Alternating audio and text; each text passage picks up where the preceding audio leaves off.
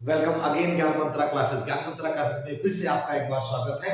ज्ञान मंत्रा क्लासेस में आज मैं 12th का एक और अच्छा टॉपिक लेके आया हूँ। अभी इससे पहले मैंने आपको मैट्रिसेस के बारे में बताया था। आज मैं आपको बताऊंगा चैप्टर, उसका नाम है डिटरमिनेंट्स। ठीक है, तो आज हम लोग सीखेंगे डिटरमिनेंट क्या होता है। और वीडियो देखने से पहले मेरे वीडियो को लाइक करिए, सब्सक्राइब करिए और शेयर भी करिए। मैं वीडियो फ्री ऑफ कॉस्ट बना रहा हूँ उन बच्चों के लिए जो बच्चे जा नहीं पा रहे हैं या स्कूल नहीं पहुंच पा रहे हैं या किसी मनी के प्रॉब्लम से नहीं पढ़ पा रहे हैं, तो मैं उनके लिए भी वीडियो फ्री ऑफ कॉस्ट बनाता हूँ। आप सब्सक्राइब करिए, सारे वीडियो आपको फ्री ऑफ कॉस्ट मिलेंगे, कोई जरूरत नहीं है किसी का पेमेंट देने के लिए। तो आप वीडियो देखते रहिए। तो आज मैं जो स्टार्ट करूंगा उस वीडियो का नाम है, उस टॉपिक का नाम है डिटरमिनेंट। क्लास 12th का टॉपिक है ये। ठीक है, क्लास 12th के टॉपिक में जो मैट्रिक्स मैंने पढ़ाई थी, मैट्रिक्स के बारे में बताया था, उसी का यूज डिटरमिनेंट में भी किया जाता है। अगर कोई पूछता है आपसे कि डिटरमिनेंट क्या है, तो डिटरमिनेंट क्या है, एक यूनिक सॉल्यूशन है मैट्रिक्स का। और वो मैट्रिक्स कैसी होनी चाहिए, स्क्वायर मैट्रिक्स होनी चाहिए। मैट्रिक्स को मैंने बताया था सिमल्टेनियस इक्वेशन को सॉल्व करने के लिए यूज किया जाता है, तो डिटरमिनेंट का भी यूज क्या किया जाता है, सिमल्टेनियस इक्वेशन को सॉल्व करने के लिए जाता है। अब देखते हैं कि डिटरमिनेंट को कैसे निकालते हैं। डिटरमिनेंट का यूज हमेशा स्क्वायर मैट्रिक्स में किया जाएगा। हमेशा याद रखिए, मान लिया जाए कोई मैट्रिक्स ए है और आपको ये मैट्रिक्स स्क्वायर दी गई है, A11 A12 A21 A22, एक स्क्वायर मैट्रिक्स जो दी गई है। ठीक है, स्क्वायर मैट्रिक्स ऑर्डर क्या है, 2 क्रॉस 2, दो रो है इसमें और दो कॉलम है। हमेशा स्क्वायर मैट्रिक्स का डिटरमिनेंट फाइंड किया जाता है। तो अगर इसको डिटरमिनेंट में लिखें तो इस सिंबल से लिखेंगे। जनरली इसको मॉड कहते हैं, लेकिन यहाँ पर मॉड नहीं, इसको डिटरमिनेंट भी कहा जाता है। और ऐसे भी लिख सकते हैं, D T D E T, A भी लिख सकते हैं, डिटरमिनेंट ऑफ ए, या इस सिंबल से। तो इस वैल्यू को डिटरमिनेंट में लिख लिया जाएगा। A11 A12 A21 A22, ये एलिमेंट हमने लेट कर रखा है। देखिए मैट्रिक्स के सिंबल में इस तरीके से बनाते हैं, डिटरमिनेंट के सिंबल में ये बनाते हैं। डिटरमिनेंट क्या होता है, यूनिक सॉल्यूशन होता है, यूनिक सॉल्यूशन ऑफ मैट्रिक्स। और कैसे होनी चाहिए, स्क्वायर। हमेशा याद रखेंगे, स्क्वायर मैट्रिक्स के लिए unique solution of a matrix square. अब मैट्रिक्स का हो सकता है 2 क्रॉस 2 का भी हो सकता है, 3 क्रॉस 3 का हो सकता है। तो पहले हम 2 क्रॉस 2 के बारे में सीखेंगे। 2 क्रॉस 2 की मैट्रिक्स का अगर आपको वैल्यू निकालना है तो कुछ नहीं करना, क्रॉस मल्टीप्लाई। क्या करना है, क्रॉस मल्टीप्लाई। पहली वैल्यू को स्टार्टिंग से वैल्यू से स्टार्ट करेंगे, A11 into A22 और बीच में माइनस लगाना है, दूसरी वाली value cross multiply A21 A12 और ब्रैकेट में लिख देना है। ये 2 क्रॉस 2 मैट्रिक्स को सॉल्व करने का तरीका है। जैसे मान लीजिए एग्जांपल ले लेते हैं, जैसे आपको दिया है find determinant of A if A is equal to, एक मैट्रिक्स दे दिया 2 1 1 2, इसकी वैल्यू निकालनी है आपके पास। तो आप तुरंत इसको डिटरमिनेंट में लिखिए, लिखिए determinant of A is equal to 2 1 1 2, determinant में लिख लिया। अब क्रॉस मल्टीप्लाई, एरो बना दीजिए, याद रहेगा हमेशा। पहले स्टार्टिंग वैल्यू से करेंगे, 2 into 2 4, ब्रैकेट में बीच में माइनस, 1 into 1 1, तो 4 minus 1 कर देंगे तो कितना आ जाएगा, 3। क्योंकि जब मैट्रिक्स को सॉल्व करते हैं तो मैट्रिक्स मिलता है, लेकिन डिटरमिनेंट को सॉल्व करने पर एक वैल्यू मिल जाती है, इसीलिए इसको एक यूनिक सॉल्यूशन बोला जाता है। आई होप समझ में आ गया होगा 2 क्रॉस 2 का। 2 क्रॉस 2 में हमेशा स्क्वायर मैट्रिक्स होनी चाहिए, डिटरमिनेंट में लिखेंगे, क्रॉस मल्टीप्लाई करके बीच में माइनस लगा देंगे और इसको सॉल्व कर देंगे, तो इस तरह से स्क्वायर मैट्रिक्स आपका फाइंड हो जाएगा। आया समझ में? अब देखते हैं 3 क्रॉस 3 मैट्रिक्स की, 3 क्रॉस 3 का दिया होगा तो कैसे उसके सॉल्यूशन को फाइंड करेंगे। ओके,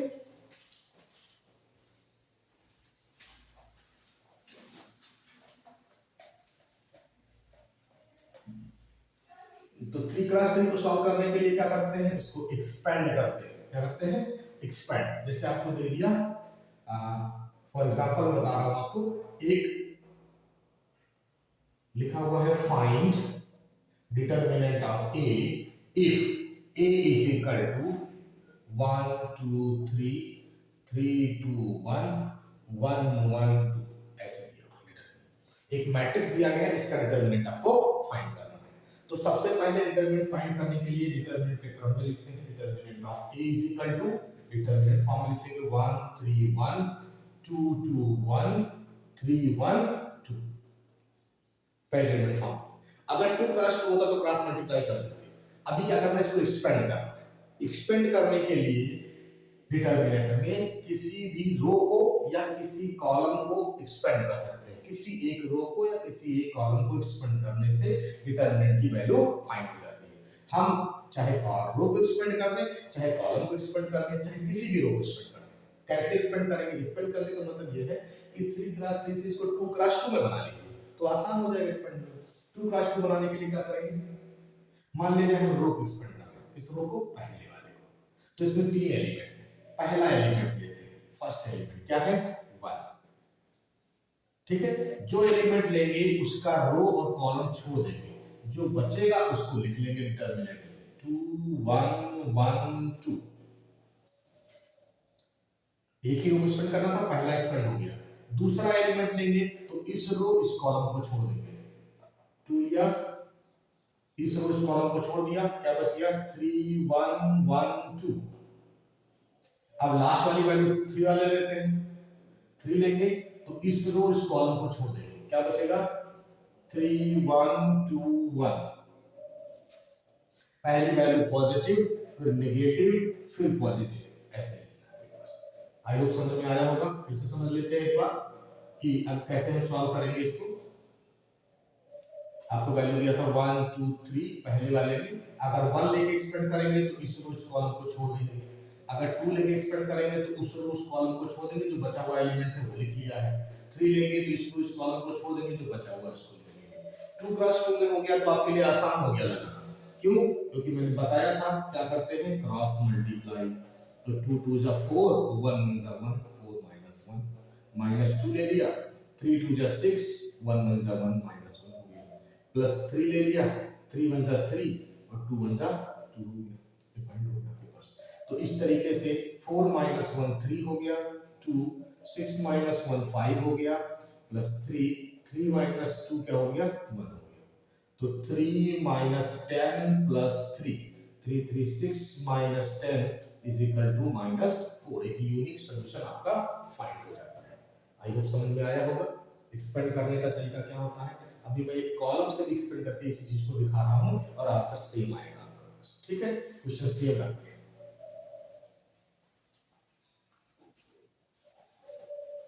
तो पहले इसको डिटरमिनेंट फॉर्म में लिख लेते हैं। Determinant of a is equal to 1 3 1 2 2 1 3 1 2। Determinant form में लिखा। एक्सपेंड करने के लिए अब की बार मैं कॉलम ले रहा हूं, क्या ले रहा हूं कॉलम। कॉलम में पहला एलिमेंट क्या है 1 लिख लेंगे, उस रो उस कॉलम को छोड़ देंगे, जो बचेगा उसको लिखेंगे 2 1 1 2।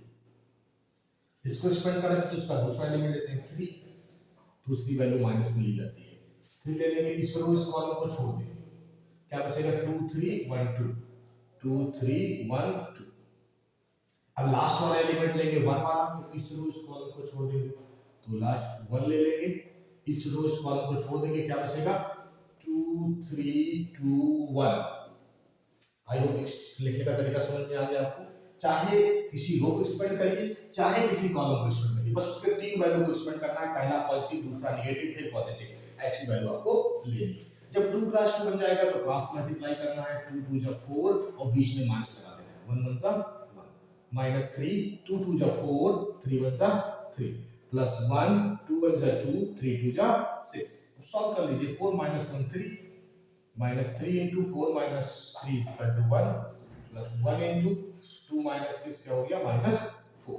तो आपके पास आ गया 3 minus 3 0 और ये बच गया -4, तो वैल्यू क्या आ गई -4। इससे पहले वाले की वैल्यू क्या आएगी -4 आ जाएगी। तो आई होप आपको 3 + 3 का भी स्पेंडिंग समझ में आ गया है। अब एक प्रॉपर्टी भी कभी-कभी यूज हो जाती है डिटरमिनेंट में, वो प्रॉपर्टी क्या है वो देख लेते हैं। ये क्वेश्चन आपका दिया हुआ है और उस क्वेश्चन में वो प्रॉपर्टी आपकी होल्ड होती है। वो डिपेंड करता है कि आपके पास वैल्यू क्या है। मान लिया जाए एक मैट्रिक्स दिया हुआ है, मैट्रिक्स ए दिया हुआ है 1 2 3 4, कह रहा है find 2a, determinant of 2a। अगर मैट्रिक्स में होता तो 2 सब में मल्टीप्लाई हो जाता है। लेकिन अगर वो डिटरमिनेंट में है तो डिटरमिनेंट में वैल्यू मल्टीप्लाई नहीं होगी, याद रखिएगा आज से। तो अगर डिटरमिनेंट ऑफ 2 ये लिखा हुआ है तो 2 बाहर लेके आते हैं, और 2 जो आएगा बाहर वो किस पे डिपेंड करेगा, उसके ऑर्डर पर। कितना ऑर्डर है, 2 क्रॉस 2। अगर ऑर्डर 2 है तो पावर 2 लगा दीजिए। अगर ऑर्डर 3 का होता तो 2 की पावर क्या हो जाता है, 3 इनटू डिटरमिनेंट ऑफ ए। याद रखना है इस चीज को कि कांस्टेंट बाहर आ जाता है, ठीक है। जैसे आपको ये इस तरह से भी याद कर लीजिए कि अगर डिटरमिनेंट ऑफ एन ए कहीं पर दिया हुआ है तो एन की पावर रो या कॉलम कुछ भी आ जाएगा और इनटू डिटरमिनेंट ऑफ ए, इस तरह से भी याद कर सकते हैं आप, ठीक है। तो जितना ऑर्डर होगा उसके हिसाब से पावर इनटू हो जाएगा, कितना हो गया 4। अब डिटरमिनेंट में लिख लीजिए इसको 1 3 2 4। डिटरमिनेंट में निकालने के लिए क्या करेंगे, 4 1 जा 4 और 3 2 जा 6, then find 4 -2, then value is -8। ये तरीका आपका है, और इस पर भी क्वेश्चन ऑब्जेक्टिव में ज्यादा आते हैं। बस याद क्या रखना है, ऑर्डर पर डिपेंड करते हैं। डिटरमिनेंट निकालने के लिए क्या निकालेंगे, ऑर्डर पर डिपेंड करेंगे। तो आई होप आज इंट्रोडक्शन मेथड जो है आपका डिटरमिनेंट का वो समझ में आया होगा। डिटरमिनेंट में हमने आपको क्या बताया, डिटरमिनेंट क्या है, एक यूनिक सॉल्यूशन है स्क्वायर मैट्रिक्स का। स्क्वायर मैट्रिक्स का ही डिटरमिनेंट फाइंड होगा, ठीक है। कंफर्मेशन हो गई इस चीज के लिए। कैसे निकालते हैं डिटरमिनेंट, डिटरमिनेंट निकालने के लिए सिंबल चेंज कर देते हैं, उसको डीईटी से लिखते हैं या मॉड टाइप का बनाते हैं, लेकिन वो मॉड नहीं है तो मॉड टाइप में लिखेंगे। अगर 2 क्रॉस 2 का है तो क्रॉस मल्टीप्लाई करके वैल्यू को फाइंड कर लेंगे। अगर 3 क्रॉस 3 का है तो एक्सपेंड करेंगे किसी रो या किसी कॉलम। तो आई होप आपको समझ में आ गया होगा आज का। इसके बाद मैं आपको जो सेकंड वीडियो बताऊंगा वो बताऊंगा माइनर और कोफैक्टर निकालना, जो कि बहुत जरूरी है माइनर और कोफैक्टर, क्योंकि इनवर्स में उसकी यूज होती है। और नेक्स्ट वीडियो बताऊंगा आपको मैं प्रॉपर्टी ऑफ डिटरमिनेंट का। आज आप इस एक्सरसाइज को लगाइए, देखिए आप सीबीएसई बोर्ड के हैं, आईएससी बोर्ड के हैं, यूपी बोर्ड के हैं, किसी भी बोर्ड के हो, यही आपका जो मेथड है यही मेथड यूज होना है। पहले एक्सरसाइज आसानी से आप लगा सकते हैं। अगर कोई क्वेरी है तो आप मुझे कमेंट बॉक्स में लिख के पूछ सकते हैं। Okay, thank you for watching ज्ञान मंत्र। देखते रहिए, लाइक करिए, सब्सक्राइब करिए और अपने दोस्तों को शेयर करिए।